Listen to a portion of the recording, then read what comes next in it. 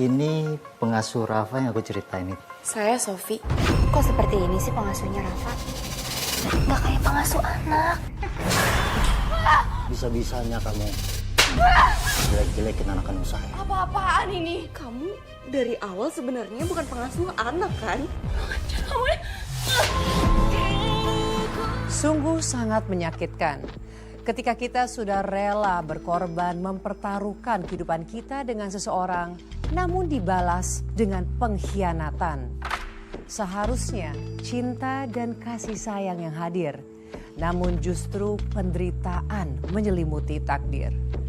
Wanita manapun ingin bahagia dalam pernikahannya, namun dalam kisah kali ini bukan bahagia yang didapat, melainkan derai air mata.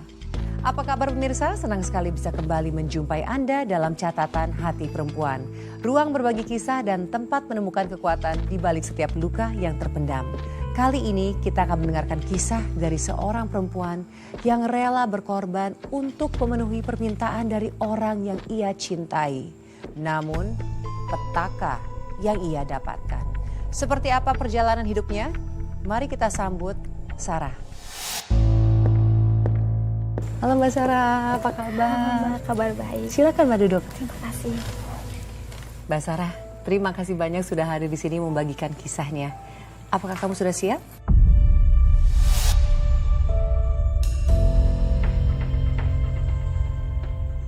Siap, Mbak. Silakan Mbak Sarah. Semua berawal dari permintaan seseorang yang sangat saya sayangi, Mbak. Permintaan dari kakak kandung saya sendiri. Kakak Mbak, ada permintaan apa Mbak? Beliau meminta saya untuk menikah dengan suaminya, Mbak.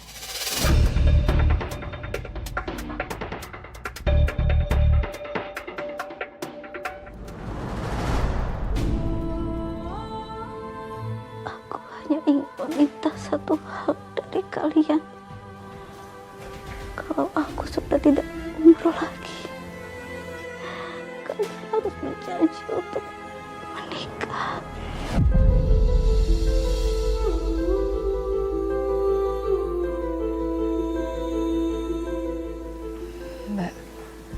Mbak kenapa ngomong gitu sih? Kita masih bisa cari dokter spesialis, Mbak. Percuma, Dek. Mbak sudah berusaha bertahun-tahun.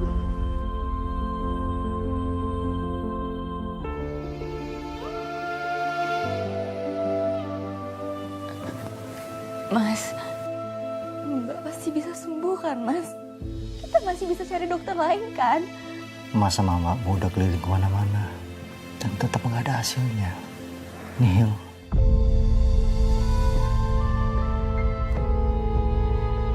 Permintaan Mbak yang terakhir ini juga demi Rafa, Dek. Mbak cuma percaya sama kamu. Kamu mau kan wujudin keinginan Mbak?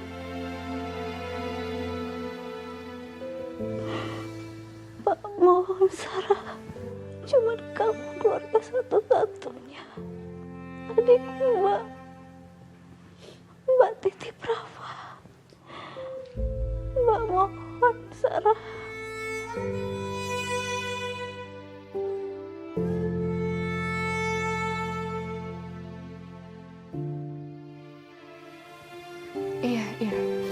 Iya, Mbak. Aku janji.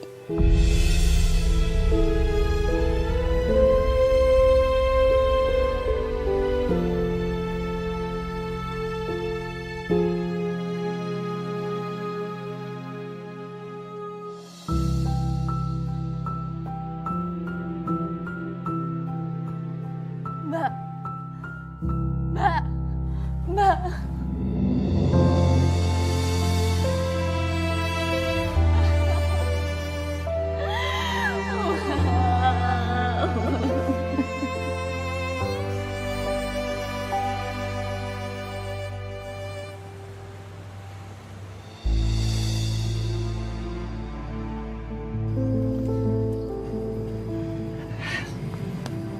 Sayang, ada suatu hal yang ingin aku sampaikan sama kamu.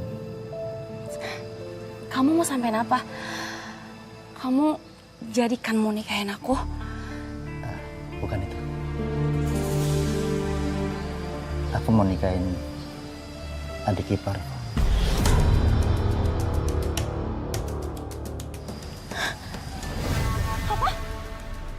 Kamu mau nikahin adik ipar kamu sendiri? Sayang, dia minta aku turun ranjang loh. Enggak. Aku nggak setuju ya. Kamu nikahin adik ipar kamu. Kamu udah janji sama aku, kamu bakal nikahin aku loh kalau istri kamu tuh meninggal. Sayang, aku juga nggak mau nikah sama adik ipar aku itu. Tapi mau gimana lagi? Ini semua cuma karena aku ingin dapatin harta dari almarhumah istri aku. Ingat, aku ada perjanjian pisah harta sebelum menikah. Sayang, kamu dengerin aku ya. Setelah aku dapat semua harta pengalihan warisan itu, aku akan talak Sarah dan aku akan nikah sama kamu. Dan kita akan hidup bahagia. Enggak mas, enggak. Aku nggak bisa terus-terusan ngalah kayak gini. Sayang, kamu mau kan nanti kita hidup dengan bergelimangan harta? Dan kita akan bahagia.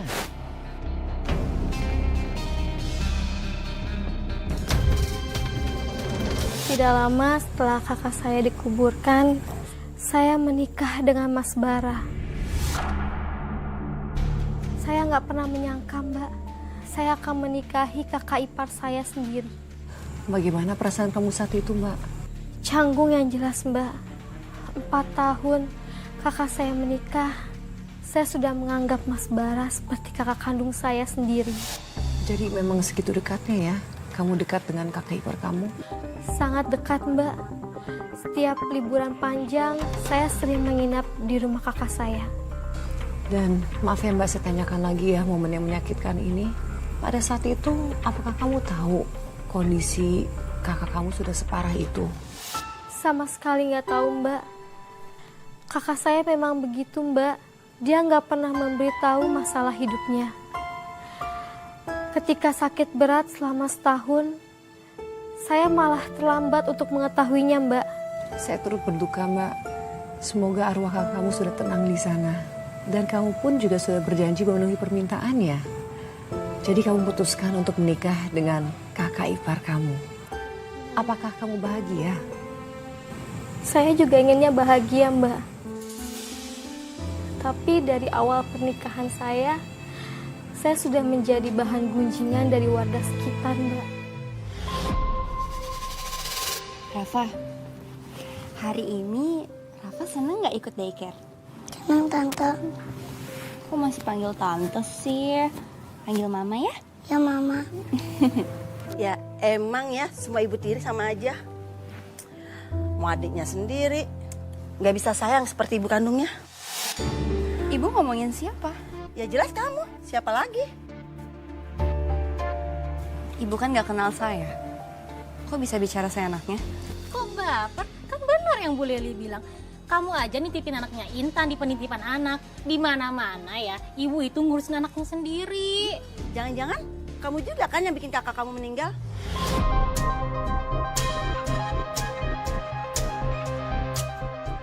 Bener yang Bu Leli bilang, jangan-jangan dia pengen ngebet nikah sama iparnya sendiri.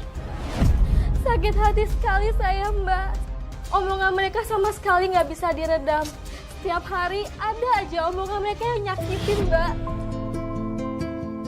Mbak sabar ya Mbak ya. Tapi kadang-kadang memang mulut tetangga. Apalagi yang sirik tuh nggak bisa kita atur Mbak. Tapi kan setidaknya pernikahan Mbak baik-baik saja toh. Itu yang paling penting kan? Enggak, Mbak. Pernikahan saya nggak baik-baik aja, Mbak. Karena masalah omongan tetangga itu, Mbak. Masalahnya tuh sampai ke bawah ke rumah, Mbak.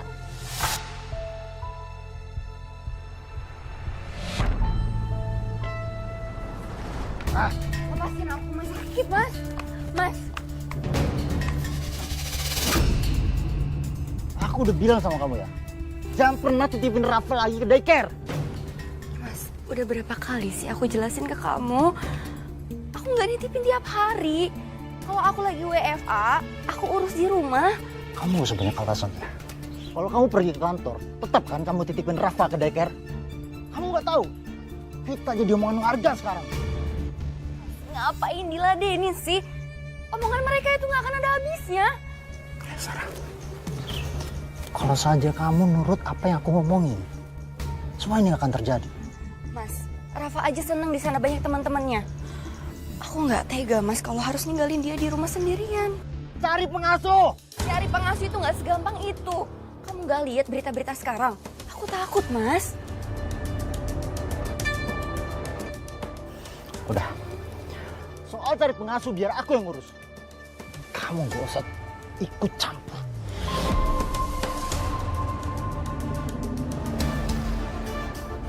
Ngerti kamu? Selama Mas Bara menikah dengan Mbak Intan, saya nggak pernah ngelihat Mas Bara semarah itu. Lalu akhirnya setelah kamu mengetahui bahwa watak suami kamu keras sekali, apa yang kamu lakukan? Saya mencoba untuk mengimbanginya, Mbak. Saya tahu pernikahan kami itu terlalu cepat. Jadi kami belum saling mengenal karakter satu sama lain.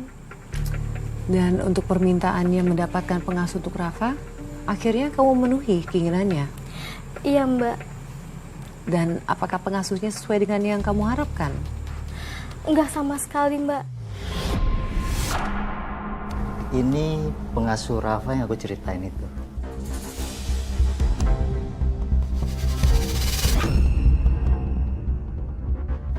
Saya Sofi. Sarah. Mas, boleh aku ngomong sebentar? Boleh.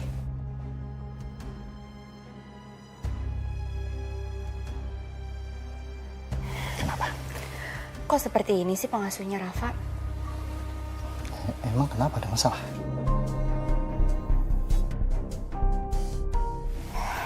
Mas, lihat deh penampilannya. Nggak kayak pengasuh anak. Terlalu berani. Aduh, Sarah. Kamu ini ngapain sih?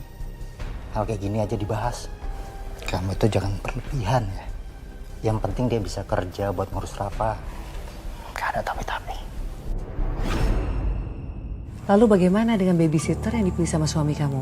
Apa bagus kerjanya? Babysitter yang dipilihkan suami saya benar-benar menguras kesabaran saya, Mbak. Oh, memangnya kenapa, Mbak? Apa dia nggak bisa kerja? Kerja sih, Mbak. Tapi nggak seperti pengasuh profesional. Sebenarnya saya nggak mempermasalahkan itu.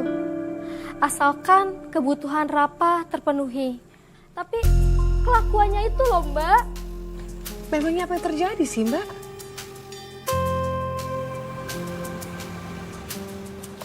Rafa sayang. Kamu kenapa nak? Aku mau cucu. Kenapa nggak minta sama Mbak?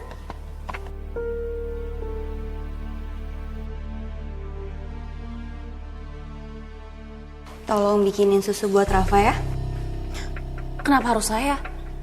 Ibu lah yang buatin. Ibu kan ibunya Rafa. Lagian saya tuh capek bu, seharian ngurusin Rafa di rumah. Saya juga butuh istirahat bu. Loh, kok kamu jadi nyuruh saya? Kamu kan babysitter. Itu udah tugas kamu. Tapi kan ibu sekarang udah di rumah. Terus apa salahnya ibu buatin susu buat Rafa bu? Kamu kurang ajar ya sama saya. Ada apa ini? Ada apa? Ini loh mas, aku suruh dia bikinin susu buat Rafa, dia nggak mau. Padahal itu kan emang tugas dia. Tapi saya tuh juga capek pak. Rafa tuh nggak bisa diem seharian. Lihat deh, mainannya berantakan di mana-mana. Kamu juga sih, Sa. Aku ngambil pengasuh buat Rafa. Bukan berarti kamu harus ngelantarin Rafa kan?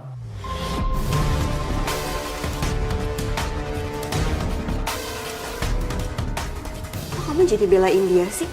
Udahlah, biarin Sofi istirahat. Sekarang gantian kamu jagain Rafa. Kamu pikir aku nggak capek apa kerja seharian? Hah? Kamu ngentang aku ya?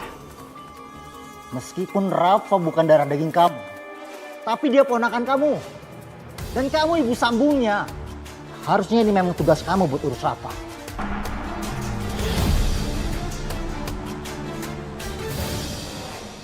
Kok bisa sih Mbak ada babysitter seperti itu? Emangnya suami kamu dapat dari mana? Saya juga nggak tahu, Mbak. Saya sih mencoba untuk kuat-kuatin aja selama Rafa masih merasa nyaman. Selama ini mencoba memilih diam.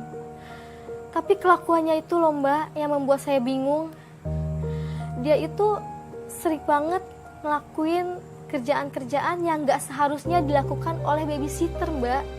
Seperti apa contohnya, Mbak? Pernah tuh Mbak, dia gak ngurusin Rafa.